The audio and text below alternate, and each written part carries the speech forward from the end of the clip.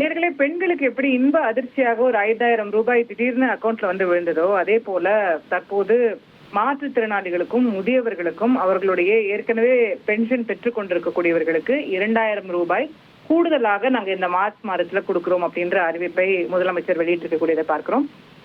இது வந்து அவர்களுக்கான ஒரு பெரிய வரவேற்கத்தக்க ஒரு விஷயம். அவர்கள் நிச்சயமா இந்த பயனாளிகள் வந்து இதுல நிச்சயமா மகிழ்ச்சி அடைவாங்க அப்படிங்கறத தாண்டி, இது வந்து அடுத்த 2 மாதங்கள்ல இன்னும் சில நாட்கள்ல நம்ம எதிர்நோக்கக்கூடிய தேர்தல் அறிவிப்புல என்ன மாதிரி தாக்கத்தை ஏற்படுத்த போகுது அப்படிங்கறத நம்ம பார்க்க வேண்டியிருக்கு. நம்மோடு மூத்த பத்திரிகையாளர் திரு ஜுபேர் அவர்கள் இணைந்திருக்கின்றார். சார், சர்ப்ரைஸ் நம்பர் 1 5,000, இந்த சர்ப்ரைஸ் நம்பர் 2 2,000, இது என்ன தாக்கத்தை ஏற்படுத்தும்? கண்டிப்பாக தேர்தல் நேரங்கள்ல இது ஒரு தாக்கத்தை ஏற்படுத்தும்.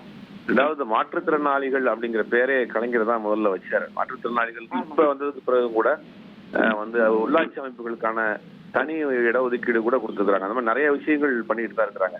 இந்த தேர்தல் நேரங்கள் கொடுத்ததுக்காக மட்டும் இல்ல, தொடர்ந்து செஞ்சிட்டு இருக்கிறாங்க. ஆனா இந்த விஷயங்கள் வந்து தேர்தல் நேரங்கள்ல கொடுக்கறது தேர்தலில் அவங்களுக்கு ஒரு சின்ன எதிர்பார்ப்பு உண்டு பண்ணும் அப்படிங்கறதுல மாற்று கருத்து கிடையாது. அது பல விஷயங்களை இன்னைக்கு பண்ணியிருக்காங்க. அது மாதிரி தேயிலை தோட்ட தொழிலாளர்கள், மாற்றுத்திறனாளிகள், இளம் வயதான பெண்கள் அப்படிங்கிற நிறைய கேட்டகரியில கொடுத்துருக்காங்க. இதை பொறுத்த வரைக்கும் அடுத்தடுத்த அறிவிப்பு பீகார் மாடல்ல அங்கு பண்ணக்கூடிய அந்த மாதிரி அறிவிப்புகளை தான் தமிழ்நாடு அரசு தொடர்ந்து அதிரடியான அறிவிப்புகளை செஞ்சுட்டு இருக்கிறாங்க. இது எதிர்கட்சிகள் கண்டிப்பாக இதை ஃபேஸ் பண்ணி அது ஒரு அரசியல் பணம் தான் செய்வாங்க.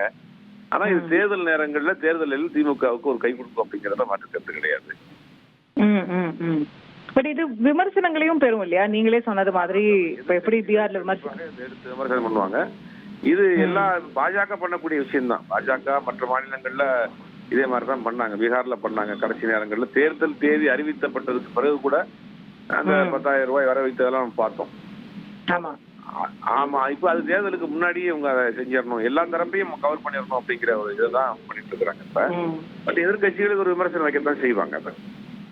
இப்ப இது மார்ச் மாசத்துல நம்ம எலெக்ஷன் நோட்டிபிகேஷன் இன்னும் ஒரு வாரத்திலயோ 10 நாள்லயோ வரும் அப்படிங்கறத எதிர்நோக்கி இருக்கோம். சோ அதுக்கு முன்னாடி இது எல்லாமே முடிக்கணும் அப்படிங்கிற மாதிரியான ஒரு இன்டென்ஷனா இருக்க கூடுமா? ஆமா, கண்டிப்பா. அதுதான் இப்ப பாத்தீங்கன்னா, இப்ப தேர்தல் வாக்குறுதிகள் கொடுக்கப்பட்ட விஷயங்களா இருக்கட்டும், மற்றபடி பல திட்டங்கள் முடிக்கப்பட வேண்டிய திட்டங்களா இருக்கட்டும், ஏதாவது வேக வேகமா பண்ணி முடிச்சுட்டு இருக்கிறாங்க. இப்ப பாக்குறப்ப பார்க்கணும் நிறைய இடங்கள்ல. இது எல்லா அரசாங்கமும் செய்யக்கூடிய ஒரு சாதாரண விஷயம் தான். தேர்தல் நேரங்களில் தன்னுடைய வாக்குறுதிகளை வேகமா நிறைவேற்றக்கூடிய விஷயங்களை பண்ணுவாங்க. இது எல்லாம் செய்யக்கூடிய விஷயம் தான். அது ஒரு சாதாரண விஷயம் தான். எல்லா அரசியல் கட்சிகளும் செய்யற விஷயம் தான்.